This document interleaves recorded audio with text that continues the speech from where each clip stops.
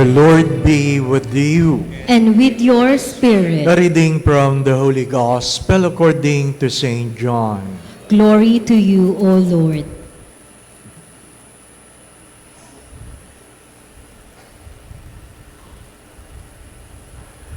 John was standing with two of his disciples, and as he watched Jesus walk by, he said, "Behold the Lamb of God." The two disciples heard what he said and followed Jesus. Jesus turned and saw them following him and said to them, "What are you looking for?" They said to him, "Rabbi," which translated means teacher, "where are you staying?" He said to them, "Come, and you will see." So they went and saw where Jesus was staying, and they stayed with him that day. It was about 4 in the afternoon. Andrew, the brother of Simon Peter, was one of the two who heard John and followed Jesus. He first found his own brother Simon and told him, "We have found the Messiah," which is translated Christ. Then he brought him to Jesus.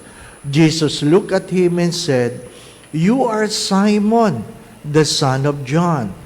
You will be called Cephas," which is translated Peter.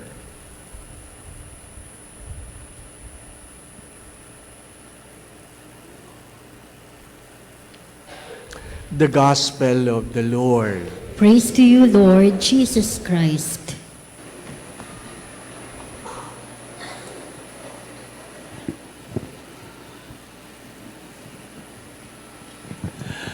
We have to understand that prayer is a discipline, not just a religious activity. Prayer is a discipline, not just a religious activity. You pray because you feel you have to pray, or because your mother told you, or because you needed something. But it's good to understand that prayer should be a way of life, it should be a habit, a discipline, where many times I have said, discipline is never about punishment. Discipline is embracing certain habits so that you will be able to live a life of excellence and distinction. Discipline is a way of life so that you will be able to live a life of excellence and distinction. It takes practice. It is not a one-time event. Sometimes it's a lifetime process. Some people would learn it easier than you. Some would encounter it more difficult compared to you, depending on the disposition. My dear friends, my brothers and sisters, we fail to pray because we are simply told to pray. Our parents, or many of the parents, fail to inculcate in their children why they should pray. Mahirap yung sinasabi lang sa'yo kung anong dapat mong gawin. Hindi itinuro sa'yo kung bakit mo dapat ginagawa. Kaya pag wala na nagbabantay, hindi mo na ginagawa. Parents should not tell their children, "Go to school." Parents should not tell their children, "Go to school." Paano yan, Father? Hindi na lalo papasok. Di ba? But you should be telling your children why it is important to have a good education. You must learn the value, not the things you do. Kaya, may pumapasok, nag-uwi ng diploma, pero hindi nag-uwi ng pinag-aralan. You have forgotten to inculcate the values. Kaya dapat sasabihin mo sa anak mo, hindi lang yung pumasok ka. Mag-aral ka sapagkat ang iyong kinabukasan ay nakasalalay sa iyong pinag-aaralan. Yun ngang may tinapos, walang makuhang trabaho. Yung pa kayang walang tatapusin. Di po ba? Inculcate to your children the values, not the things to do. Di po ba, no? Kaya pag sinabi mo, huwag mo sabing, kumain ka. Sasabihin mo sa anak mo kung bakit mahalagang kumakain. Hindi lahat ng masarap pwedeng kainin. Sapagkat hindi lahat ng masarap nakakabuti. Alma, gustong-gusto na chocolate. Masarap yan, anak. Pero yung kapitbahay natin, nagda-dialysis na dahil dyan. Titigil yan, kakakain ng chocolate. Di ba? Alam niya. Alam niya. Anong mahalaga? Hindi lang yung kumakain. Mahalaga ang kalusugan. Kaya nga, anong problema natin? Naiwan tayo sa do and don'ts. Magsimba ka. Thou shalt not use the name of God in vain. You must have no other God. You should honor your mother and father. You should not kill. You should not commit adultery. You should not steal. You should not bear false witness. Thou shalt not covet thy neighbor's wife, including their husband. Thou shalt not covet thy neighbor's goods. Hanggang dun lang, di po ba, no? Pero hindi mo sinasabi that if you commit sin, you fall from the grace of God. If you do good, you will be blessed. Hindi lang tungkol sa batas. Di ba? Mga minamahal na mga kapatid, what are the things we do because we value? You ask yourself, what are the things you do because you value? Or because you do it because you are told to do. Napanood ko ito. Galit na galit yung lalaki sa kanyang biyanan. Bakit? Kasi yung biyanan niya, dumadating sa bahay nila, walang ginawa kundi, ang dumi ng bahay niyo. Ang dumi ng bahay niyo. So, pag alam nilang darating yung biyanan, napipilitan sila maglinis ng bahay. At para sigurado yung biyanan na malinis ang bahay, nagpapadala ng katulong. Yung katulong naman, tuwing umuwi sa biyan niya, sabi, ang dumi po ng bahay nila. So yung katulong dumadating para isumbong na madumi ang bahay. Kaya alam nila, bago dumating yung katulong, nililinis na nila ang bahay. Kaya dumadating yung katulong na malinis ang bahay, naghahanap ng dumi sa bahay. Yung mga singit-singit na hindi napupunasan. Hindi po nagpunas ng likod. Yung pong likod ng rep madumi. Yung pong, ano sabi niya? Pambihirang buhay ito. Nagbabayad tayo ng katulong para mag-inspeksyon.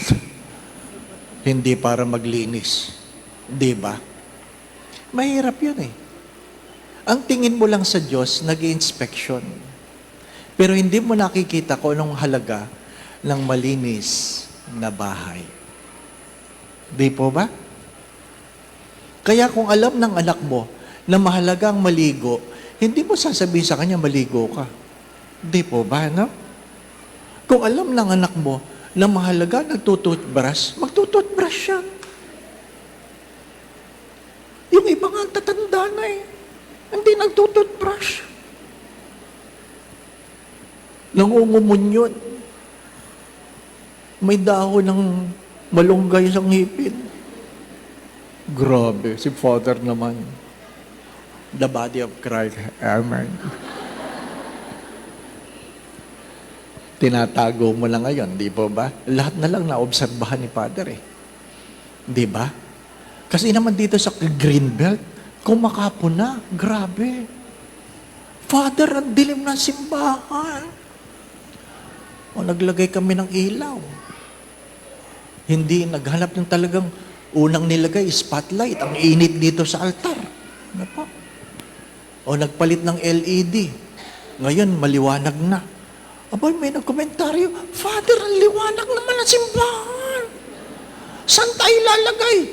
Maghahanap ako ng lugar na madilim, doon ka umupo. Di ba? Ano ibig ko sabihin? Sadyang hindi nyo mapapasaya lahat ng tao. Kaya wag mong gawin ang mga bagay na ikasasaya ng iba. Gawin mo mga bagay na ikabubuti mo. Inuulit ko, gawin mo mga bagay na hindi kasasaya ng iba, kundi ikabubuti mo. Going back to what I've said, we pray not because it is good to be seen that we are praying. We pray because, for two simple reasons, that we will be able to recognize the voice of God. Second, that we will be able to do His will. The primary purpose of prayer is to hear the words of God, not what we want to hear. What is the problem with the first reading? Samuel then to listen to what he wants to hear. That's why when God was calling him, kanino siya nagpupunta? Kay Eli. Here I am. Ano sabi ni Eli? Hindi ako. Pero naintindihan ni Eli na si Samuel ay tinatawag ng Diyos. Kaya ano sabi niya? Next time you hear it, you say, Here I am. Speak, Lord, your servant is listening. How many among us are able to really come before in prayer to hear the words? One of the common questions that being asked, how did you know, Father, that you are called to the priesthood? How did you know? And the simple answer was, it took some time to listen to God. Hindi overnight. Hindi overnight. Araw-araw sa loob ng isang buwan, tinatanong ko ang kalooban ng Diyos, Lord, ano bang gusto mo? Bakit? May gusto kong marinig sa Diyos. Anong gusto kong marinig sa Diyos? Sige, mag-asawa ka na. Bakit? Gusto ko na magpakasal eh. Ay pag ikakasal ka na, ang gusto mong marinig sa Diyos, I bless you. Pero, nagpaparamdam ang Diyos na hindi yun ang gusto niya. Kaya, problema yun. May gusto kang marinig, pero mahalaga, kailangan mong marinig ang Diyos. It took some time. It took some time. Gagastusan mo. Every weekend, I spend the whole weekend on a retreat for simply asking the Lord, speak, Lord. Your servant is listening. But God knows I was not listening. God knows I was not listening. Because I was waiting for the words I want to hear. Diba? Yung nakikinig, yung gusto mo, yung talagang tanggap mo. Di po ba, no? Anong halimbawa? Alam niyo yung kwento tungkol kay Isaac. Na kung saan inalay siya ni Abraham. Di po ba, no? Oh. Nung isasaksakin na ni Abraham si Isaac, pinigil siya ng Diyos, di ba? huwag mo ituloy. Hindi ko alam kung paano sinasabi. Hindi pa ba? Baka, huwag mo ituloy. Hindi ko alam eh. Hindi pa. Maganda ba? Hindi mo alam eh. Ha? Tapos, tingnan mo, may tupa, yan ang ialay mo. Di ba? How we wish like those, di ba? No? Yung bang gustong-gusto mo bumili ng sapatos, kulang ang pera, mangungutang ka. Tapos, sige na nga Lord, hindi na ako bibili, sabihin mo lang. Pero nasa isip mo, sasabihin ni Lord, sige bilhin mo na. Di ba? Kasi yun ang gusto mo di ba? No? So sasaksakin mo na kunwari yung sapatos, Lord, sasaksakin ko na. Magsalita ka, Lord. Lord, sasaksakin ko na. Lord! Sabi ni Lord, tuloy mo. Yun ang problema. Di ba? You need to hear what you ought to hear. That is the reason why prayer is a discipline.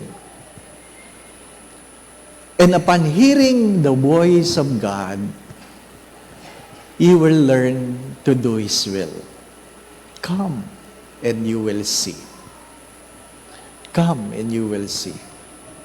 And perhaps, my brothers and sisters, it is very important that when you want to grow in prayer, you must have a mentor. A mentor who will teach you. Sino ang mentor ni Samuel? Si Eli. Hindi niya alam eh. It was Eli who told him, listen. Sino ang mentor ni John and James? It was John the Baptist who pointed his finger, behold the Lamb. Nasa harapan na nila, pero hindi nila nakilala. Paano nila nakilala? Dahil meron silang mentor. Father, baka pwede kang maging mentor. Hindi. Yung mga magbabalak mag-text, hindi. Pero pwede ko kayong ituro kung sino. What I'm trying to say, prayer is not a religious activity, but a discipline. Discipline to hear the words of God than what you want to hear. So that someday you're able to do the will of God. And if you understand that, then you will be able to pray the Lord's Prayer with understanding. And what was the words of the Lord's Prayer?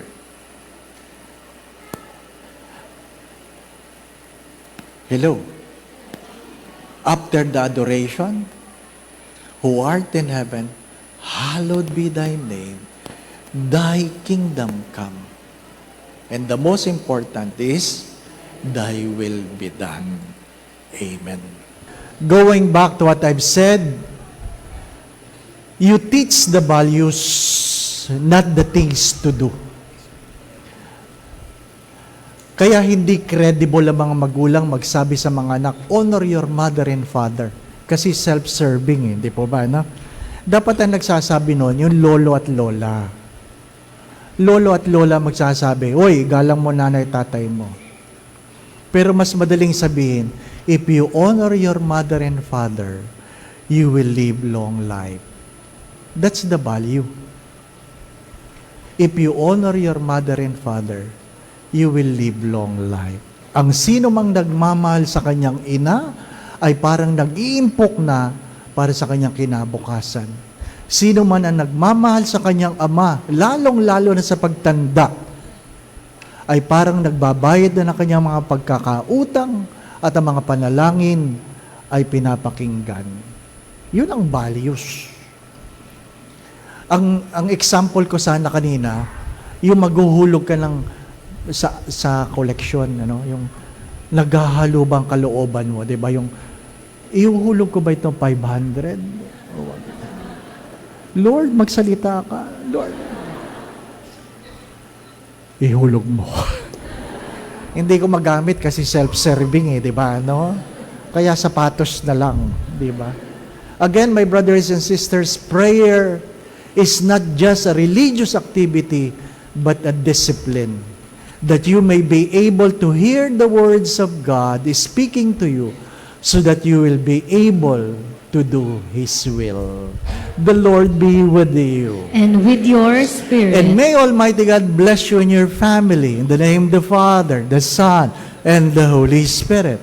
Amen. We go now in peace to love and serve the Lord. Thanks be to God.